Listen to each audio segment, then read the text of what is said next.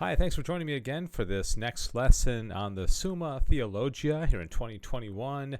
It's early January and we're just getting started. And in fact, we haven't really gone into the Summa yet in this round of going through it this year.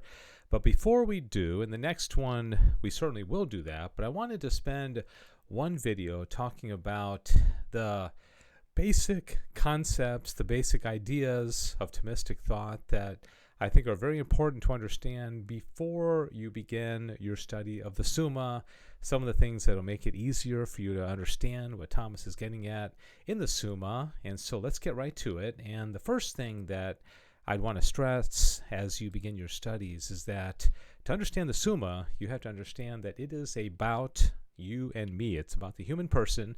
It's not just abstract philosophy that doesn't relate to our lives in any real personal way.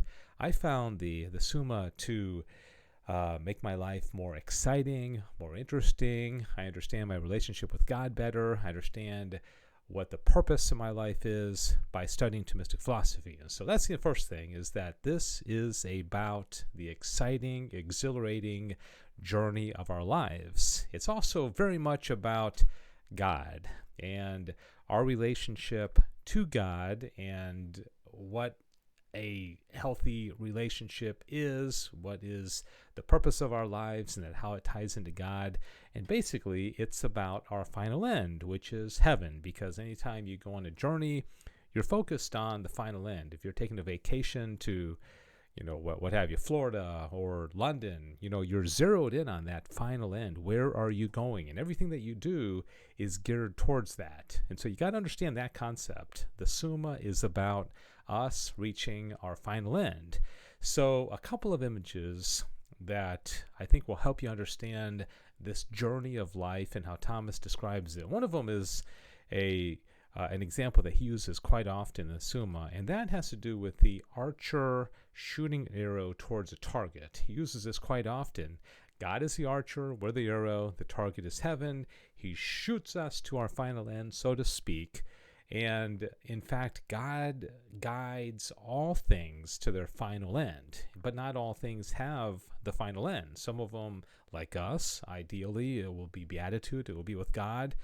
And for others, it'll just be a natural existence, like natural creatures, like dogs and cats and crickets and butterflies, right? The other image that Thomas doesn't use in the Summa, but I like even better, is that of the boomerang. And by that, rather than shooting an arrow to its target, God kind of throws us out into the world, so to speak, and then he draws us back to himself. And so in this sense, you could even say our goal is the same as our origin. God is our beginning and God is our end. He throws us out and then he draws us back to himself. All right. So for the purpose of this discussion, we're going to talk about heaven and that being our final end. But again, heaven and God are really about the same thing, okay? Yeah, because God is our end, God is our beatitude, and so on. That's why those two could be interchangeable. All right, the next thing that you got to understand is that God could have just created us and directed us to our final end, which is him, and he could have given us free will and allowed us to make moral choices. But what he has done instead is that he has filled the world with beautiful other creatures like dogs and like birds and all these things that we see on a daily basis, pigs, and I could use a lot of different examples, trees and beautiful sunrises, right? So Thomas, takes some time in the Summa saying, well, why are there all these creatures? Why all these other things around us that have to do with our everyday existence and experience?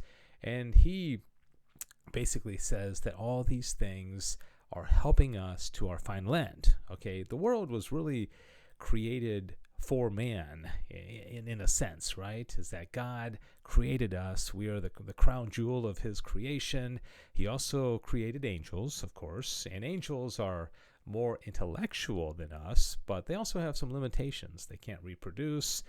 They don't have bodies. No, bodies are good and they can be troublesome sometimes, but the angels are like a midpoint between us and God, okay, where they're still creatures, but they're a lot like God in that they're pure, pure mind, I guess you could say, pure intellect, pure will, and they don't have bodies, just like God in his essence does not have a body. Okay, so the creatures are important. You got to understand human nature. How are we different from angels? How are we different from pigs? How are we different from birds and dogs? That is very important. And so you got to understand that in going into the Summa. As I mentioned before, God throws us out into the world, and then he draws us back. One thing that's important to know before you begin the study of the Summa is that God really desires for us to come back to him, to be with him, to achieve our final end, but he loves us too much.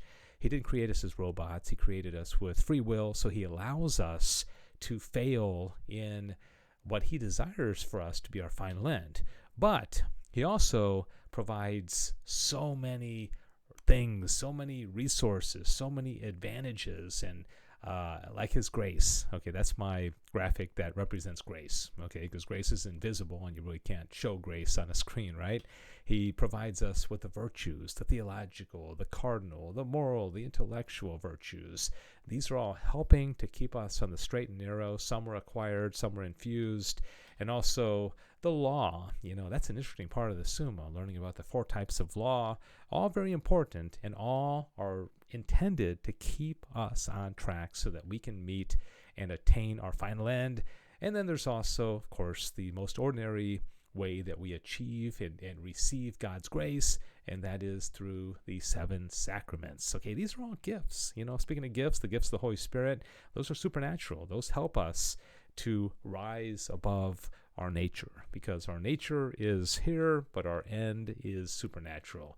So all these beautiful things that surround us and all these things that God helps us with are there to achieve one end, and that is to get us to heaven. Okay, and in the end, it's really about us. It's about God. It's about him creating us and then him drawing us back to himself. And so if you understand these concepts, and if this video made sense to you and you can say, okay, I got that, you, I think, are ready to dig into the Summa Theologia, and just understanding all that is going to make it a whole lot more understandable for you. Okay, that's going to do it, and thank you for watching. This is the second video of 2021. The next one, we are going to dig in and begin our exciting journey of the Summa. Please comment, please like, please share, please subscribe, and let's come together this year and study the Summa, and I think it'll be for mutual advantage. And I do appreciate all the comments and any